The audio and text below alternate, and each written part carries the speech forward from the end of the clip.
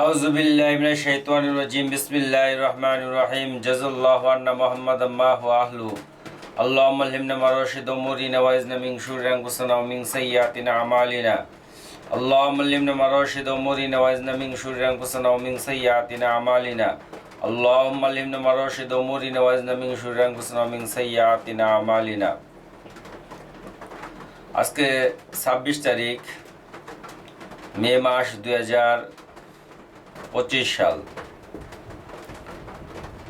মোহাম্মদ রুকনুদ্দিন নান্দিনা পুরাতন পাড়া জামালপুর অধিবাসী, বাংলাদেশ আমার দেশ। সারা বাংলাদেশ এবং সারা ওয়ার্ল্ডের ভিতরে যত মুসলমান নরনারী আছে সবার প্রতি আমার সালাম, আসসালামু আলাইকুম রহমতুল্লাহি ওয়া বারাকাতুহু। এবং বাংলাদেশ এবং অন্যান্য দেশে যত অন্যান্য ধর্মাবলম্বী যারা আছেন তাদের প্রতি আমার আন্তরিক প্রীতি, শুভেচ্ছা এবং ভালোবাসা রইল। আমি প্রথমেই মহান আল্লাহ রব্বুল আলামিনের দরবারে শুকরিয়া আদায় করি। আল্লাহ সুবহানাহু তাআলা আমাকে সূর্যের আলো দেখার মতন তৌফিক দান করছেন, হাত দিয়ে ধরার মতন তৌফিক দান করছেন, কথা বলার মতন তৌফিক দান করছেন। আল্লাহ তাআলা আরো অনেক ফ্যাসিলিটি আল্লাহ তাআলা আমাকে দিয়ে রাখছেন। যদিও আমার ইউক্রেন রাশিয়ার যুদ্ধ যেদিন শুরু হয়েছে সেদিন আমার আল্লাহ পাকের একটা ফায়সালা ছিল, আমার বাম পা কেটে ফেলতে হয়েছে। তারপরও আমি আল্লাহ তাআলাকে ধন্যবাদ জানাই। আল্লাহ তাআলার ফায়সালা ছাড়া জমিনে এমন কোনো কিছু নাই যে দুনিয়াতে বাস্তবায়ন হবে, এটা সবই আল্লাহ তাআলার ফায়সালা। তো আল্লাহ সুবহানাহু তাআলা চাইলে সবকিছু পারেন, এই কথার বিশ্বাস হৃদয়ে ধারণ করার নাম হইতেছে ঈমান বিল গায়েব। আল্লাহ তাআলাকে দেখা যায় না, ধরা যায় না, ছোঁয়া যায় না, আল্লাহ তাআলাকে অনুভব করা যায়। এবং আল্লাহ তাআলাকে পাশে পাওয়া যায়, এটা অনেক মানুষই অনুভব করতে পারে যে আল্লাহ তাআলা যে একজন আছেন, তিনি অদৃশ্য গায়েবের মালিক। তিনার কাছে মাজি, হাল, মুস্তাকবেল, বর্তমান, ভবিষ্যৎ, অতীত, প্রেজেন্ট, পাস্ট, ফিউচার সবকিছু এক সমান। আল্লাহ তাআলার কাছে কোনো কিছুই দূরের না, সবকিছু আল্লাহ সুবহানাহু তাআলার কাছে একদম নিট এন্ড ক্লিন, পরিষ্কার। আগামীকাল কি ঘটবে, পরশু কি ঘটবে, তারপরের দিন কি ঘটবে, 1 বছর পরে কি ঘটবে, 2 বছর পরে কি ঘটবে, এবং কি কিয়ামত কখন সিংহায় ফুঁক দেওয়া হবে, এটাও আল্লাহ তাআলার কাছে নিট এন্ড ক্লিন, পরিষ্কার। তো আল্লাহ সুবহানাহু তাআলা সবকিছু পারেন, এই কথাকে আমরা হৃদয়ে ধারণ করব।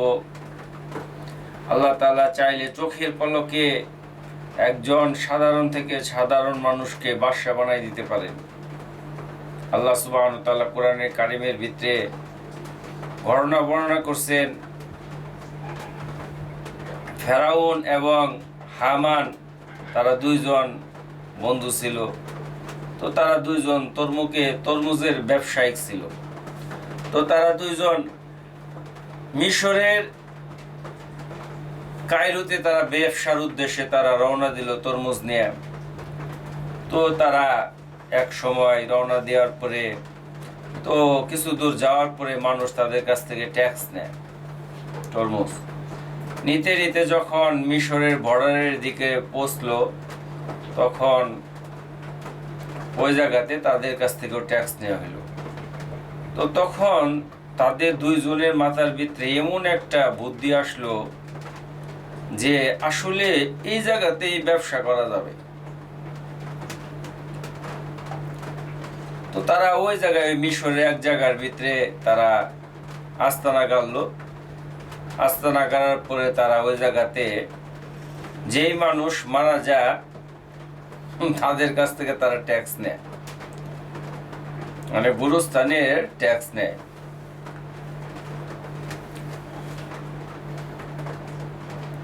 অনেক জায়গায় গুরুস্থানের ভাড়া দিতে হয়, এটা বাংলাদেশেও আছে।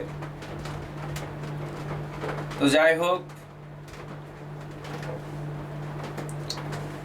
তো তারা দুইজন যখন ট্যাক্স নেওয়া শুরু করলো, তো এইগুলা দেখে মানুষ হতভম্ব হয়ে গেল, কি ব্যাপার, আগে তো এইটা ছিল না, কিন্তু এরা দুইজন কই থেকে আসলো, আর এরা এইভাবে ট্যাক্স না দেওয়া ছাড়া এরকম তাদেরকে কবর দেওয়ার দেয় না। তো এটা নিয়ে তাদের ভিতরে মানে বিশাল এক জল্পনা কল্পনা শুরু হইলো এলাকাবাসীর ভিতরে। যে এক সময় জানতে জানতে এক মিশরের এক মন্ত্রী মারা গেল। মন্ত্রী মারা যাওয়ার পরে যখন ওই মন্ত্রীটার বাড়িও ওখানে কাছেই ছিল, যখন তাকে কবর রাখার জন্য জায়গার জন্য করতেছিল, তখন সে ট্যাক্স চাহে বসছে। এই ফেরাউন আর হামান যখন ট্যাক্স চাহে বসছে, তখন বলতেছে যে তোমরা কারা? তখন তারা তাদের পরিচয় দিচ্ছে, আমরা অমুক জায়গা থেকে আসতেছিলাম তরমুজের ব্যবসা করার জন্য, কিন্তু আমরা ট্যাক্স দিতে দিতে একদম ফৌত হয়ে গেছে, যার ফলে আমরা এখন এই জায়গাতে চিন্তা করলাম এটাই ব্যবসা করার জন্য বড় একটা জায়গা, তো সেই জন্য আমরা এখানেই ট্যাক্স গ্রহণ করব। মানুষ মারা গেলে আমরা ট্যাক্স নেই, এখন আপনার ঘরে মন্ত্রী মারা গেছে যাই হোক, কিন্তু ট্যাক্স দেওয়া লাগবো। যাই হোক, পরে ট্যাক্স দিয়ে তারা তাকে কবর দিল। যাই হোক, কবর দেওয়ার পরে যখন ওই জায়গার বাদশা এই জিনিসটা জানতে পারলো যে এরকম ঘটনা ঘটছে, যাই হোক, তখন ঘটনাটা যখন এরকম ঘটছে, ঘটার পরে তখন তারা ওই বাদশা বললো যে এই লোক দুইটারে তোমরা ডাইকে নিয়ে আসো, আমি এদেরকে একটু দেখব যে এরা আসলে এই বুদ্ধি কই থেকে পাইলো, আর এদের মাথার ভিতরে আসলে প্রচুর পরিমাণ বুদ্ধি আসছে। যাই হোক, ওই বাদশা ওদেরকে ডাইকে নিল, নিয়ে যাওয়ার পর একান্ত ভাবেই পার্সোনালিটি মানে অনেক কথোপকথন হইল, হওয়ার পরে অনেক ডিপলি বিষয়ে কথাবার্তা হইল, হওয়ার পরে বাদশার ব্রেনের ভিতরে আসলে আল্লাহ তালাই ঢুকাই দিছে। আল্লাহ তালা বাদশার ব্রেনের ভিতরে ঢুকাই দিছে, বলতেছে যে আমার যে মন্ত্রী মারা গেছে তাকে আমি এটা দায়িত্ব দিব, আর এটাকে সে সুন্দরভাবে পরিচালনা করতে পারবো। যাই হোক, সে ওই দায়িত্ব তাকে দেওয়া হইল, তখন সে এটা এত সুন্দরভাবে পরিচালনা করলো, সে বিশাল সফলতা ওই বাদশার কাছে সে অর্জন করলো। এক সময় মানুষের মাঝে অনেক গ্রহণযোগ্যতা পাইল, যোগ্যতা ফলেই তো মানুষ জাস্টিফাই করে। তখন ওই বাদশা যখন মারা গেল, তখন এই ফেরাউনকে কি করলো, বাদশা বানাইলো মিশরের। তো আমার কথা বলার উদ্দেশ্য হইল যে আল্লাহ সুবহানাহু ওয়া তাআলা তাকে সাধারণ একটা তরমুজের ব্যবসায়ী থেকে আল্লাহ সুবহানাহু ওয়া তাআলা মিশরের বাদশা বানাইলো, এবং মিশরের বাদশা বানাইতে বানাইতে এরকম ক্ষমতা দরবার সে বানাইলো, হ্যাঁ, সে বলতেছে ফাকাল আনা রব্বুকুমুল আলা, আমি তোমাদের সেরা প্রভু। সে নিজেকে খুদাই দাবি করে বসলো, কিন্তু রাত্রের বেলা গোপনে গোপনে সে আবার আল্লাহ দরবারে কান্নাকাটি করে, আল্লাহ রে বলে, আল্লাহ আসলে তো আমি তো বাদশা না, তুমি তো জানো আমি একটা সাধারণ একটা তরমুজের ব্যবসায়ী ছিলাম, কিন্তু এখন আমি মানুষের সামনে খুদা নিজেকে জাহির করি, প্রকাশ করি, এখন আমি বলি আমার হুকুমে এটা হয় এটা হয়, আসলে আমি তো তোমার কাছে কান্নাকাটি করে আগের দিন রাত্রে সবকিছু ফাইসলা করে নিই, তারপরে তুমি দাও, ওইটাই মানুষই করে। যা আমি আবার নিজেকে খুদা বলে দাবি করছি, ফাকাল আনা রব্বুকুমুল আলা, আমি তোমাদের সেরা প্রভু, এটা বলেও দাবি করছি। তো আল্লাহ সুবহানাহু ওয়া তাআলা চাইলে সবকিছু পারেন। আমি এই কথাকে মনে প্রাণে হৃদয়ে ধারণ করি যে আই বিলিভ যে আল্লাহ তাআলা চাইলে সবকিছু পারেন। আল্লাহ তাআলার কাছে অসম্ভব বলতে কোনো কিছু নাই। আল্লাহ তাআলা নিজেই বলছে ইয়াখলুকু মা ইয়াশা, আমি যা ইচ্ছা তাই করি। আমি চাইলে চোখের পলকে একজনকে আমি বাদশা বানাই দিতে পারি, আবার চোখের পলকে আমি একজনকে চরম বেইজ্জতের আসনে তাকে আমি বসাইতে পারি। ঠিক ওই ফেরাউনকেই আবার আল্লাহ তাআলা চরম বেইজ্জতের আসনে বসাইছে। যখন অনেক 70,000 জাদুঘর তারা একত্রিত হইল, একত্রিত হওয়ার পরে তখন বলল যে তোমরা তোমাদের জাদুকে লাঠি ছাড়বা, জাদুই করবা, আর মুসা আলাইহিস সালাম যে আছে, মুসা আলাইহিস সালাম তার লাঠিকে ছাড়বে। তোমরা যাতে জয়যুক্ত হও এবং মুসা যাতে পরাজিত হয়, তাহলে আমার সম্মান বাড়বে। কিন্তু আল্লাহ তাআলা মুসা আলাইহিস সালামকে কিভাবে বড় করলো, এখানে আরো অনেক হিস্টোরি কইতে গেলে অনেক কিছু, অনেক দেরি লাগবে। মুসা আলাইহিস সালামকে কিন্তু আল্লাহ তাআলা ফেরাউনের গর্ভে বড় করছে, রাষ্ট্রীয় মর্যাদায় বড় করছে।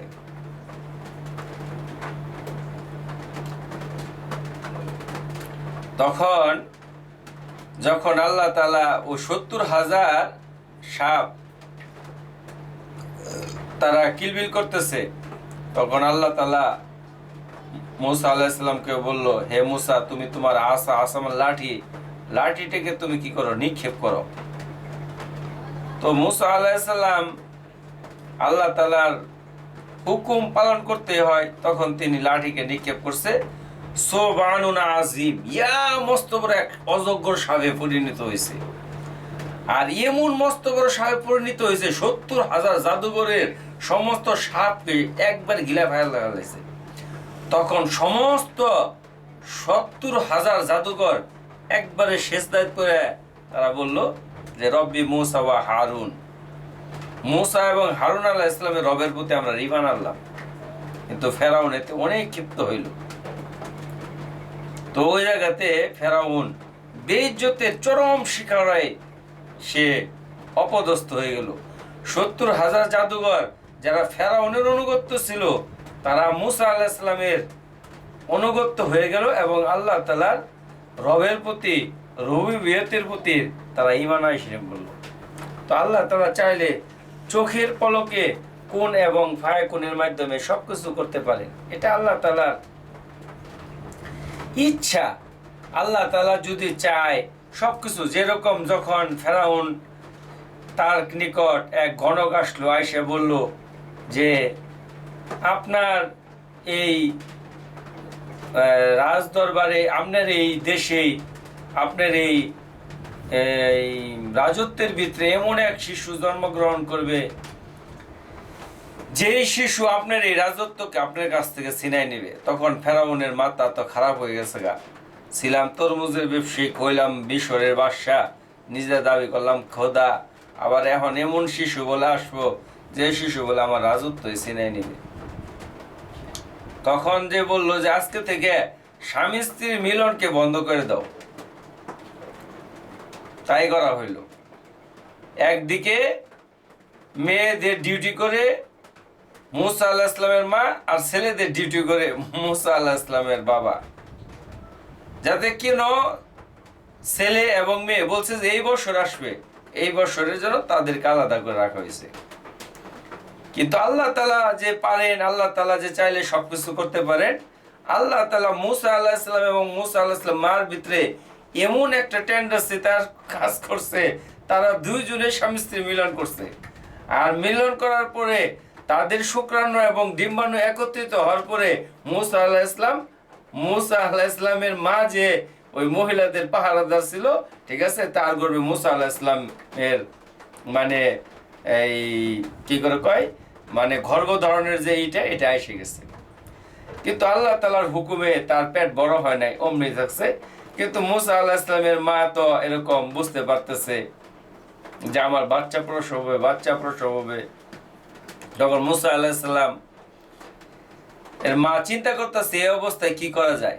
যাই হোক, তখন তিনি অত্যন্ত বিচলিত হয়ে গেলেন এবং আবার গণকেরা খবর দিয়ে দিল যে শিশু আপনার রাজত্বকে কায়রা নিবে, সেই শিশু তো দুনিয়াতে জন্মগ্রহণ করে লাইছে। তখন তো ফেরাউনের মাথা আরো খারাপ হয়ে গেছে গা। হ্যাঁ, যেটার জন্য আমি এত কিছু করলাম এটা আবার কে? এখন অনেক নারীদেরকে চেক করায়, কিন্তু কোন নারীর তো আর পেট বড় দেখা যায় না। মুসা আলাইহিস সালামের মাকে আল্লাহ তাআলা ওইভাবে রেখে দিছে। আর মুসা আলাইহিস সালামের মা চিন্তা করতেছে কেমনে কি করা যায়। এই অবস্থার ভিতরে এদিক দিয়ে ফেরাউনের অবস্থাও খুব খারাপ, আমার রাজত্ব নিয়ে যাবো গা, আর আমি খোদাই দাবি করছি, আমার হুকুমে পুরা মিশর রাজত্ব চলে, আশপাশের সমস্ত বাদশারা আমার দিকে ভয় পা। তো আল্লাহ তাআলা সুবহানাহু ওয়া তাআলার হুকুমে মুসা আলাইহিস সালাম দুনিয়াতে যেদিন ভূমিষ্ঠ হইল, তখন তিনি অত্যন্ত বিচলিত হয়ে গেলেন। মুসা আলাইহিস সালামের মা এবং মুসা আলাইহিস সালাম বাবা খুব গোপনীয়তার সহিত, তখন এই অবস্থার ভিতরে আল্লাহ তাআলা খবর দিলেন, হে মুসার মা, তুমি কোনো ভয় পাও না, তোমার সন্তানকে তোমার কুলেই ফিরিয়ে দেওয়া হবে এবং বাচ্চাটাকে সমুদ্রে ভাসাই দেওয়া হবে। তখন কাঠের একটা বাক্স বানাইয়া মুসা আলাইহিস সালামের যে খালা ছিল তার মাধ্যমে তারা সাগরে ভাসাই দিল। খুব হৃদয় বিদারক ঘোষণা। এই সন্তানকে জন্ম দেওয়ার পরে আবার সমুদ্রের ভিতরে ভাসাই দেওয়া কি হয়, অনিশ্চিত একদম দুধের শিশু।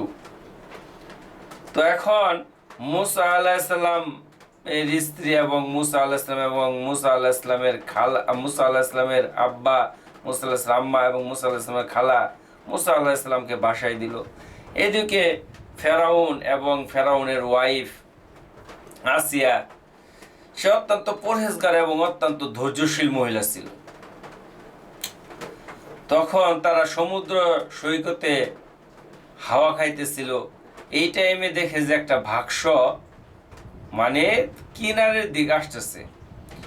এটা দেখে তো ফেরাউন তো চমকে উঠছে যে এই বাক্সটা স্রোতে বা ঢেউয়ের কারণে ওটা তো মধ্যে যাওয়ার কথা, কিন্তু এটা কাছের দিকে আসতেছে। সে আতঙ্কগ্রস্ত হয়ে সে তার যে এই সেনাবাহিনী ছিল তাকে বলল যে এই বাক্সটার ভিতরে কি আছে দেখো। খোলার পরে দেখে বাচ্চা, সে তো চমকে উঠছে, একদম আলমারি চমকে উঠছে। তখন সে ভয় পেয়ে গেছে গা, এটাই তো সেই শিশু, যে শিশু আগমন করবে গণকরা বলছিল এবং আগমন হয়ে গেছে, এবং এটাই সেই শিশু যে শিশু আমাকে কি করবে, আমার কাছ থেকে ক্ষমতা গ্রহণ করবে। সে বলতেছে তাকে হত্যা করা হোক। যাই হোক, এখন ফেরাউনের আবার বাচ্চা হইতো না তার ওয়াইফের। তখন তার ওয়াইফ বলল, আসিয়া বলল যে শোনো, আমাদের সন্তান নাই, এই ছোট শিশু তোমার কোনো শত্রু হইতে পারে না, আমরা এই সন্তানটাকে বড় করবো, পালবো। সে বলতেছে না, এটা তো আমার শত্রু, এ আমার ই করবো। বলে আরে বাধ্য হয়ে গেলা, এই ছোট শিশু তোমার কি করব। যাই হোক, ওয়াইফের কথাই রাইখে দিল। সে রাষ্ট্রীয় মর্যাদায়, রাজকীয় মর্যাদায় বড় হইতেছে। দেখেন আল্লাহ সুবহানাহু ওয়া তাআলার কি খেলা, আল্লাহ তাআলার কি মহিমা, আল্লাহ তাআলার কত শক্তি, আল্লাহ তাআলা কত পাওয়ারফুল, আল্লাহ সুবহানাহু ওয়া তাআলা কতটুক সুপ্রিম পাওয়ারের অধিকারী। এখানে কোনো অ্যাটমিক বোমা, হাইড্রোজেন বোমা, পারমাণবিক বোমা, পুরা পৃথিবীর শক্তি মিলেও আল্লাহ তাআলা শক্তির সামনে মাকড়সার জালের চেয়েও দুর্বল। তো আল্লাহ তাআলা কি করলো, তাকে রাষ্ট্রীয় মর্যাদায় দুশমনের ঘরে বড় করতেছেন মুসা আলাইহিস সালামকে। অথচ মুসা আলাইহিস সালাম, অথচ ফেরাউন জানেও না যে সে আমার এই রাজত্বকে ছিনাই নেবে। একদিনকে ফেরাউন যখন একটু মোটামুটি বড় হয়েছে, হামুক পারে 1.5 বছরের বাচ্চা বা 1 বছরের বাচ্চা, তখন ফেরাউন সে চুমা দিতে গেছে, চুমা দিছে মুসা আলাইহিস সালামকে। সে এমন জোরে তার গালের ভিতরে একটা থাপ্পড় দিছে, সে মাথা ঘুরান মারে, মানে কিছু টাইপের জন্য তার ব্রেন ফাংশন থেকে মানে ডিভাইডেড হয়ে গেছে, আলাদা হয়ে গেছে। কিছু তখন পরে সে আবার ব্রেন ফাংশন যখন একত্রিত হয়েছে, তখন সে বলতেছে এটাই সেই আমার শত্রু যার সম্পর্কে এই গণকরা ভবিষ্যৎবাণী করছিল। তখন তার বিবি বলতেছে, তুমি কি বলো, ছোট পোলাপান মানুষ চর দিছে, না সে বুঝতে শুনে আমাকে চর দিছে। সে বুঝে শুনে আমাকে চর দিছে, কারণ একজন পাপ পবিত্র নবীর গায়ে অপবিত্র লোকে চুমা দিছে, এটা আল্লাহ তাআলা বরদাস্ত করতে পারে নাই। যাই হোক, আল্লাহ সুবহানাহু ওয়া তাআলা তাকে কি করলো, মানে এমন অবস্থা শুরু করলো যে তাকে সে হত্যা করবেই ফেরাউন, এবং কি সে তার সোলজারকে হুকুম দিল তাকে 2 টুকরা করে ফেলানো হোক। একদম পুরা প্রিপারেশন নিয়ে নিছে 100%-এর ভিতরে 100%। সে তার মনের ভিতরে বিশ্বাস 100 ভাগের 100 ভাগ বিশ্বাস এসে পড়ছে, এইটাই সেই সন্তান যে সন্তান আমার থেকে রাজত্ব কায়রে নিবে। তখন বিবি আসিয়া বলতেছে, আচ্ছা আমি মানি নিলাম তোমার কথা সত্য, কিন্তু আমি একটা জাস্টিফাই করতে চাই, একটা পরীক্ষা করতে চাই। তুমি একদিকে আগুনের কুণ্ডলি রাখো, আগুন ধরাই দাও, আরেক দিকে তুমি স্বর্ণের মানে টিভি দাও, স্বর্ণের টিভি, স্বর্ণ। ওই বাচ্চা যদি আগুনের দিকে ধাবিত হয় তাহলে আমি বুঝবো যে বাচ্চা বুঝে চর দেয় নাই। আর যদি স্বর্ণ ধরে, কারণ স্বর্ণ তো সব যুগে স্বর্ণ দামি ছিল, এবং পুরা পৃথিবীর সারা ওয়ার্ল্ডের সমস্ত কিছু নির্ভর করে স্বর্ণের উপর।